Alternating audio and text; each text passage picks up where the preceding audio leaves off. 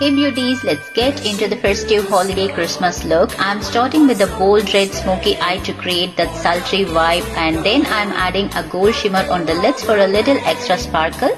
For the final touch, I'm applying green glitter on my eyelids to give it that holiday magic, and then I'm keeping my lower waterline simple with just black kajal. To finish my look, I'm going for nude peachy lips for this perfect balanced Christmas glam. Wishing you all a Merry Christmas filled with love, joy and sparkle. May your holidays be as bright as the glitter on your eyelids and as warm as your heart.